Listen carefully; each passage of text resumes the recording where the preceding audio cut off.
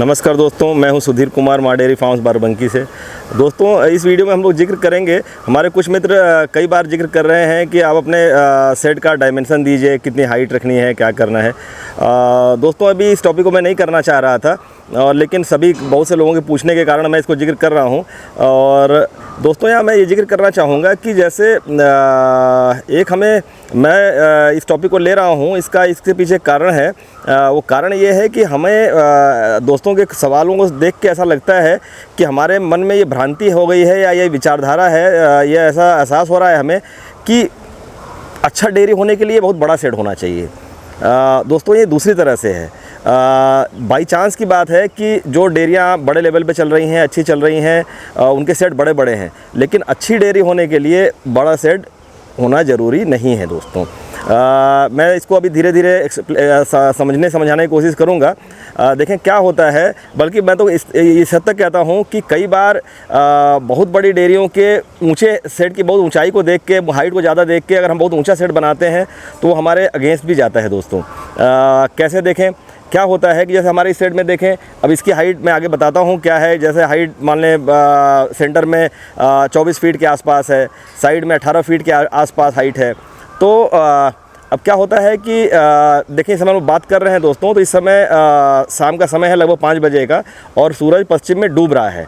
तो इस समय ध्यान से देखिए, तो इस समय हमारे सेट में लगभग 30-40 फीट तक दोस्तों, 30-40 फीट तक धूप जा रही है। तो अब यहाँ देखें, बहुत ध्यान से देखें इस बात को कि अगर हमने बड़े सेटों को देख के हमारे सेट की लंबाई बहुत ज़्यादा ना हो, हमने मान लीजिए कि सेट बहुत ऊंचा रख दिया, इसी तरह की हाइट का ऊंचा सेट बना दिया, और हमारे सेट की टोटल जो लंबाई आ रही है वो 40-50-60 फीट ही है। तो इस बात को समझिए कि गर्मी के दोपहरी में या ढलती हुई दोपहरी में 40-50 फीट तक तो धूप ही जाएगी। तो आपके सारे गाय पशु तो धूप में हैं गर्मी के समय में, दोपहर के बाद। तो अच्छा, और जब हमारे पास इतना लंबा सेट है तो हमारे पास दोस्तों ये ऑप्शन है कि वो ठीक बात है कि हम लोग इधर से ग्रीन नेट लगा देंगे तो थोड़ा राहत हो जाएगी। लेकिन क्या होता है दोस्तों कि कितना भी ग्रीन नेट लगा दीजिए, कुछ भी कर दीजिए, वो धूप जाती है तो जानवरों को मज़ा नहीं है। तो मैं यही कहना चाहता हूँ कि जब हमारा सेट बहुत लंबा नहीं है और तो उसको हम बहुत ज़रूरत से ज़्यादा ऊंचा ना बनाएं, ऊंचा बनाएं, लेकिन ज़रूरत से ज़्यादा ऊंचाई हम उसकी न दें दोस्तों। क्योंकि उससे क्या होगा कि हमारा धूप जाए या पानी की बौछार जाए तो उसका असर कम दूर तक जाएगा दोस्तों। तो और अच्छा, और ज़रूरत से ज़्यादा ऊंचा रखने की मजबूरी भी दोस्तों वहीं आती है जहाँ पे हमारा सेट बहुत लंबा और बहुत चौड़ा हो। उसमें क्या होता है, उमस जब लू ख़त्म हो जाती है हमारी, खास करके जून, जुलाई, अगस्त में दोस्तों, उस समय क्या होता है, जब हवा कम चलती है तो भीतर गैस सी बनती है और वेंटिलेशन कम होता है। तो उसके लिए सेट ऊंचा रखना तो मजबूरी है, बहुत बड़े सेट लंबाई चौड़ाई बहुत ज़्यादा है तो। और अदरवाइज़ मेरे हिसाब से बहुत लंबे सेट ना हो तो बहुत ज़रूरत से ज़्यादा ऊंचाई करना ठीक नहीं है। एक मीडियम टाइप की ऊंचाई रख लें, 15 फीट 16 फीट, मेरे हिसाब से 16-17 फीट की ऊंचाई सफिशिएंट है। और सच पूछें दोस्तों तो सेट का बड़ा होना, सेट का बहुत ऊँचा होना, मतलब केवल इसलिए कि मैं थोड़ा धीरे धीरे जेनेटिक्स पे अच्छा काम कर पा रहा हूँ, वो उसका सेट से बहुत ज़्यादा लेना देना नहीं है।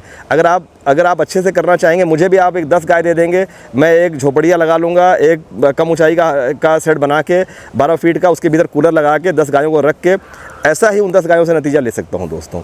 तो हम ये भ्रम हटा दें कि हमें बहुत अच्छा करने के लिए इतना ही ऊँचा, इतना ही बड़ा सेट बनाना पड़ेगा, ऐसा कुछ नहीं है। बल्कि हमारा जितना भी जो भी क्षमता हो उसको हम सही जगह इस्तेमाल करें। हम काम भर का सेट बनावें, उनको ठंडा रखने का इंतजाम कर लें, जैसे हमने उस दिन बच्चों में दिखाया था कैसे हम बिना कूलर के भी कैसे टाट गिरा के ठंडा कर सकते हैं, तो वैसे कर सकते हैं। हमने अगर जैसे खपरेल की छत बना रखी है और उसको अगर ठंडा रखने का इंतजाम कर लें, अच्छे नस्ल की गाय रख लें, थोड़ा या सोलर से थोड़ा बहुत कूलर लगा दें तो सोने पे सुहागा, तो वो कहानी वहाँ ख़त्म हो जाती है। और वैसे भी दोस्तों इस सेट का मैं डायमेंशन दिखा दूंगा, क्योंकि मित्रों को रह जाएगा कि भाई हमें सेट का डायमेंशन चाहिए था, तो वो मैं आगे जिक्र कर दूंगा। अभी सेट को एक्सप्लेन करते हुए कि क्या इसकी लंबाई चौड़ाई, कैसे किधर क्यूबिकल के लिए हमने कितनी जगह छोड़ी, कैसे ऐसे हम एंड में इसको मिल्किंग पार्लर कैसे बनाया। जिन मित्रों को इससे फ़ायदा होना वो इससे फ़ायदा ले लेंगे, लेकिन जिन मित्रों को इससे फ़ायदा नहीं होना है वो केवल बड़े बड़े सेटों को देख के, मैंने दोस्तों मैं ये जिक्र इसलिए कर रहा हूँ, मैं नाम लेके नहीं जिक्र करूँगा, मैंने कहीं कुछ खास जगहों पे देखा है कि सेटों की लंबाई बहुत ज़्यादा नहीं थी और अपने मित्रों ने सेट बहुत ऊंचे बनाए, और उसका नतीजा ये निकला कि जब धूप पड़ती है तो शेड की छाया जो जाती है, वो शेड की जो छाया होनी चाहिए, जहाँ पशु होना चाहिए, वो छाया शेड के बाहर बनती है। जब अपना सूरज थोड़ा सा भी ढलना शुरू होता है तो शेड की छाया जो है शेड के उस पार बनती है। ये बहुत मतलब कभी हंसी भी आती है इसको देख के कि पशु शेड में खड़े हैं और शेड में पूरी धूप आ रही है और शेड की छाया जो है शेड के उस पार पूरब साइड में बन रही है दोस्तों। तो हमें ये सावधानी बरतनी है कि शेड अगर बहुत ऊंचा ना हो तो लंबा ना हो तो हम इतने ऊंचाई को फॉलो ना करें। ये इस इतने ऊंचाई को देने की एक खास मजबूरी होती है। लंबे चौड़े शेडों में वेंटिलेशन की कमी, उस कमी को दूर करने के लिए शेड ऊंचे बनाए गए हैं, ना कि ऊंचा सेट करके अच्छी जेनेटिक्स हो जाएगी, ऐसा कुछ नहीं होता दोस्तों। अच्छी जेनेटिक्स होनी होगी आपके खान पान से होती है, आपके रखरखाव से होती है, आपके पैसन से होती है, आप कैसे पशुओं का ध्यान करते हैं, कैसे पशुओं को अड़चन में नहीं जाने देते हैं और कभी उन्हें अड़चन हो उसको भांप जाते हैं, गर्मी लग रही हो, सर्दी लग रही हो, कैसे आप उनका ख्याल करते हैं, उससे होती है। अच्छा सीमेंट लगाएं, अच्छा खाना खिलाएं, उनके साथ प्रेम से रखरखाव करें, आगे चलेगा आपका फार्म। तो देखते हैं दोस्तों, इस सेट का हम डायमेंशन का मैं जिक्र कर देता हूं और देखते हैं। तो दोस्तों हम लोग सेट के डायमेंशन की बात करते समय सबसे पहले सेट की ऊंचाई की बात कर लेते हैं। ये सेट सेंटर में 22 फीट ऊंचा है। ये जो पिलर है सेंटर वाले दोनों, ये 22 फीट ऊंचाई पे हैं, चादर जहाँ पड़ी है। और जो इसकी छतरी है दोस्तों, इसकी छतरी 2.5 फीट और ऊंची है। जैसे ये सेंटर में देखेंगे, ये जो पैसेज रास्ता चलने का है, इसके ऊपर एक छतरी सबसे ऊपर बनी हुई है, वो 2.5 फीट और ऊंची है नॉर्मल सेट से भी। तो टोटल ऊंचाई लगभग 24.5 फीट हो गई सेट में, सेंटर में। नॉर्मली वैसे 22 फीट कही जाएगी, पिलर के ऊपर चादर 22 फीट पे है। और हम लोग इसके बाद किनारे वाले साइडों में बात कर ले तो सेट साइड में 18 फीट ऊंचा है दोस्तों। साइड पिलर के ऊपर चादर 18 फीट पे पड़ी हुई है। तो ये हो गई ऊंचाई की बात। और अब हम लोग सेट के लंबाई और चौड़ाई की बात कर लेते हैं। तो दोस्तों ये सेट 150 फीट लंबा है और 80 फीट चौड़ा है टोटल। इस 80 फीट में जो सेंटर का पैसेज है ये 14 फीट चौड़ा है, जिसमें 2.5 फीट दोनों साइड में चरनियों में चला जाता है लगभग, और 10 साढ़े 10 फीट 11 फीट मान लें। 14 फीट में से 10-11 फीट बीच में रहता है पैसेज के लिए, और 2 से 2.5 फीट दोनों साइड में 2-2.5 फीट चरनियों में चला जाता है। ये हो गया दोस्तों। अब हम लोग सेट के इधर चलते हैं राइट साइड में। तो जहाँ ये बच्चियाँ खा रही हैं, ये स्पेस 13 फीट की है, कम से कम 11 फीट बननी चाहिए, 13 फीट की स्पेस छोड़ी हुई है। और उसके बाद ये क्यूबिकल की एरिया है। ये बोथ साइडेड क्यूबिकल है, जिसमें हमारे पास 15 फीट का डिज़ाइन होता है, 15 फीट की चौड़ाई छोड़नी होती है, 15 फीट जगह इसमें लगती है दोस्तों। फिर ये हमारा आउटर पैसेज है, इसका इस्तेमाल होता है क्यूबिकल में गायों के आने जाने के लिए, और मिल्किंग के समय यहाँ से वहाँ तक आउटर पैसेज के रूप में इस्तेमाल होता है, जिसमें गायें जाती हैं मिल्किंग पार्लर में दोस्तों।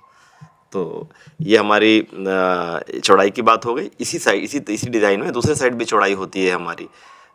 जैसे इस साइड है लगभग 33 फीट, वैसा ही 33 फीट दूसरे साइड में भी है। 13 फीट गायों की खाने की जगह जहाँ खड़ी हुई खाती हैं, 15 फीट क्यूबिकल के लिए, और 5 फीट आउटर पैसेज में दोस्तों। और साइड में हम लोगों ने थोड़ी एरिया और शेड वेड थोड़ा ढक रखा है। कभी अलग अलग टाइप की गायों, कोई ट्रांजिशन में है या कोई किसी कारण से अलग खिलाना है, दूध कम कराना है, बंद कराना है, तो थोड़ा बहुत खिलाने के लिए हम लोग गाय बाहर बना रखा है। अच्छा, ये चौड़ाई की बात हो गई दोस्तों। अब हम लोग बात कर रहे हैं सेट के लंबाई की।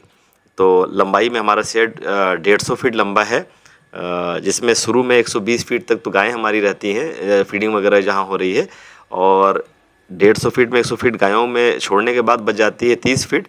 30 फीट एरिया में हमारा मिल्किंग पार्लर है, और 30 फीट लंबा हो गया, और चौड़ाई हम जान ही रहे हैं सेट की 80 फीट है। तो 30 फीट बाई 80 फीट में वो हमारा मिल्किंग पार्लर एरिया हो गया। और गायों का मिल्किंग के जस्ट पहले वाला होल्डिंग एरिया कहते हैं, होल्डिंग एरिया हो गया, जिसमें गायों की वॉशिंग वगैरह होती है दोस्तों। तो ये हो गया सेट का डायमेंशन इस तरह से, लंबाई चौड़ाई 150 फीट में 120 फीट यहाँ ख़त्म हो रहा है। अच्छा, ये रेलिंग लगाई जा रही है दोस्तों। दिन में रेलिंग खुली होती है ट्रैक्टर TMR जाने के लिए, शाम के समय रेलिंग लग जाती है मिल्किंग के समय, तो ये मिल्किंग एरिया में कन्वर्ट हो जाता है। ये मिल्किंग का होल्डिंग एरिया हमारा हो गया, और सारी रेलिंगें लग जाएंगी तो ये पूरी तरह से बंद हो जाता है, और मिल्किंग एरिया हो गया हमारा। इस साइड हमारा पार्लर है, जिसमें 8 गायें एक साथ दूही जाती हैं दोस्तों, ये एक साथ ला के। और तो ये हमारे डायमेंशन, सेट के डायमेंशन की बातें हो गई दोस्तों। और मैं आशा करता हूँ कि आपको ये सारे आपके सवालों के जवाब मिल गए होंगे सेट के डायमेंशन रिलेटेड, और आपको ये वीडियो अच्छा लगा होगा। और ये वीडियो अगर पसंद आ रहा है तो इन्हें लाइक शेयर करते चलें, और अगर नए चैनल पे आए हैं तो इसको सब्सक्राइब कर लें और बेल आइकन भी दबा लें, जिससे कि इस तरह के आने वाले वीडियोज़ का नोटिफिकेशन मिलता रहे। जुड़े रहें दोस्तों अगले वीडियो के लिए। Thank you.